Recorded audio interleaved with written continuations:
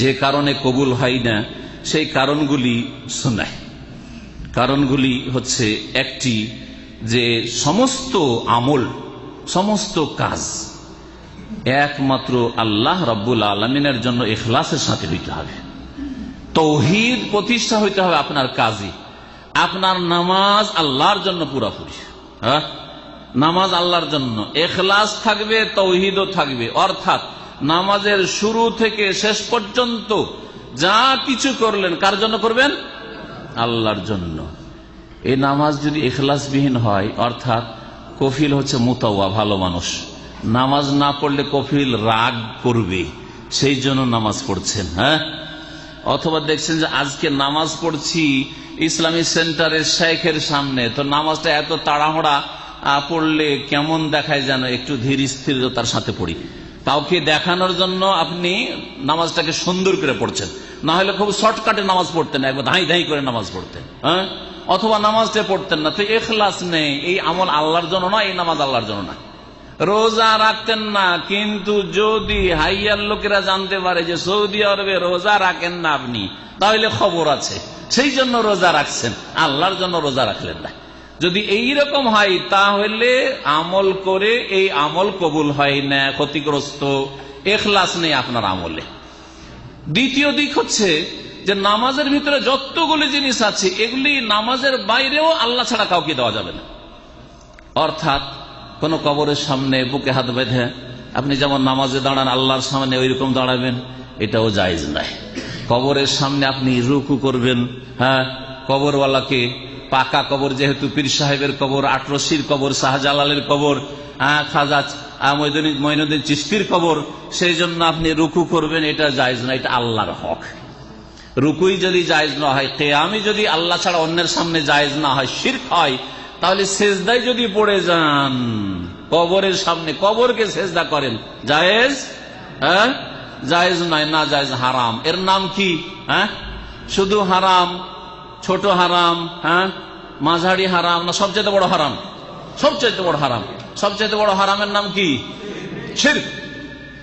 যে শিরক, ভালো করে মনে রাখেন, সমস্ত গুনাহ আল্লাহ মাফ করে দিতে পারেন গুনার অবস্থায় মরে গেলেও। গুনার অবস্থায় যদি মরে যায়, হয় আল্লাহ আযাব শাস্তি দেবেন, আর না হলে তার রহমতে, নবীর শাফাআতে মাফও করে দিতে পারেন। কিন্তু শিরক করে যদি মারা যান, এই রুকুটা আপনি মাজারে করলেন, সেজদাটা আপনি কবরে মাজারে করলেন কারো, ওই বাবাকে, ওই ওলিকে, ওই বুজুর্গকে, আর তারপরে এই আকীদা নিয়েই মারা গেলেন। অথবা আপনি মনে করেন যে আল্লাহও দিতে পারেন ছেলে মেয়ে, আর খাজা বাবাও দিতে পারে, শাহজালালে গেলেও ছেলে মেয়ে পাওয়া যায়, আর আল্লাহর কাছে রব্বে হাবলি মিনাস সালিহিন বলেও পাওয়া যায়। রব্বে হাবলি মিনাস সালিহিন বলে ইব্রাহিম খলিলুল্লাহ পেয়েছেন, রব্বে হাবলি মিন লাদুনকা যুররিয়াতান তাইয়্যিবা ইন্নাকা সামিউদ দুআ বলে জাকারিয়া আলাইহিস সালাম পেয়েছেন।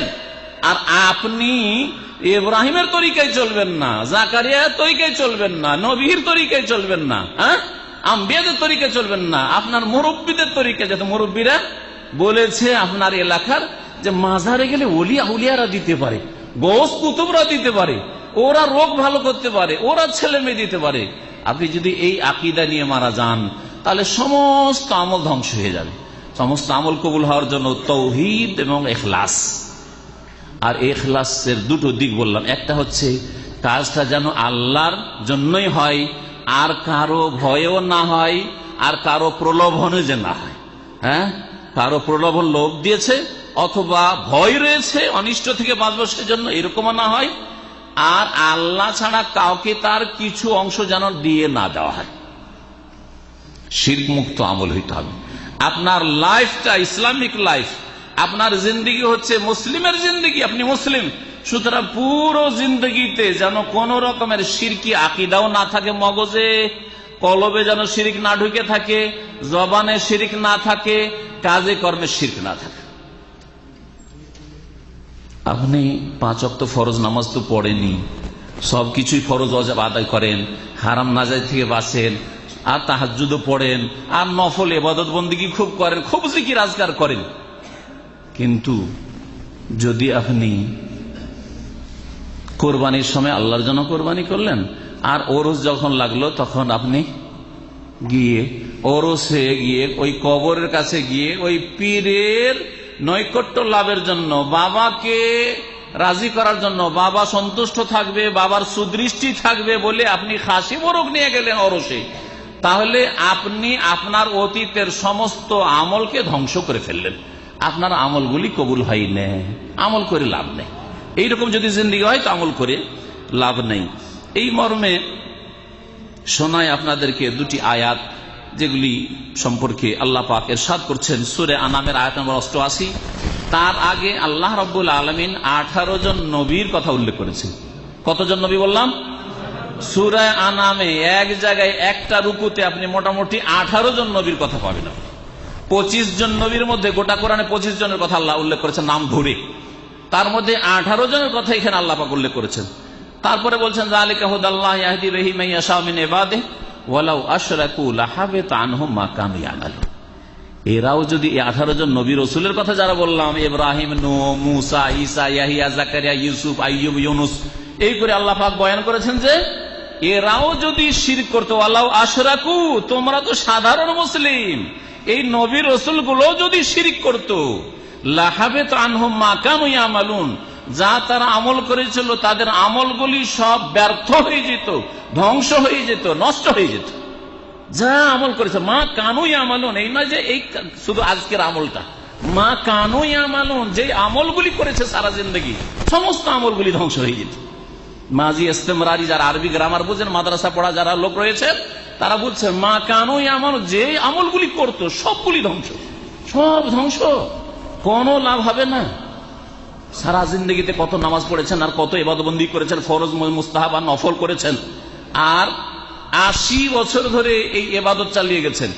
80 বছর বয়সে কোন মানুষ শয়তান না হয় জিন শয়তানের ওয়াসওয়াসায় আর পরামর্শে চলে গেলেন আপনি মাজারে গিয়ে, খাসি জবাই করে চলে আসলেন, একটা সিজদা দিয়ে চলে আসলেন, একটা চাদর কবরে চড়িয়ে চলে আসলেন মাজারে, তাহলে লাহাবিতা আনহুম মা কানু ইয়ামালুন, যা আমল করেছিল 80 বছর সব ধ্বংস হয়ে গেল।